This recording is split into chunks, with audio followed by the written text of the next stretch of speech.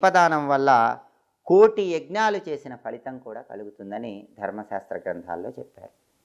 అలాగే కార్తీక పౌర్ణమి రోజు శివాలయ ప్రాంగణంలో దీపాన్ని వెలిగిస్తే చాలా మంచిది. అందులోనూ కొండెక్కిన దీపాన్ని వెలిగిస్తే జన్మజన్మల పాపాలు తొలగిపోయి శివానుగ్రహం వెంటనే కలుగుతుంది. అంటే మీరు దేవాలయానికి వెళ్ళినప్పుడు, కార్తీక పౌర్ణమి రోజు శివాలయానికి వెళ్ళినప్పుడు అక్కడ శివాలయంలో అందరూ ప్రమిదలు వెలిగిస్తూ ఉంటే ఏవైనా ప్రమిదలు కొండెక్కినయేమో చూడండి, దీపాలు కొండెక్కినయేమో చూడండి.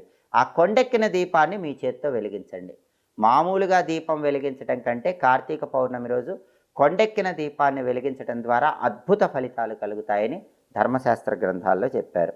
అలాగే కార్తీక పౌర్ణమి రోజు ఎవరైనా సరే దీపం వెలిగించినా, దీపదానం చేసినా కోటి యజ్ఞాలు చేసిన ఫలితం కలిగి సమస్యలన్నీ తొలగిపోతాయి.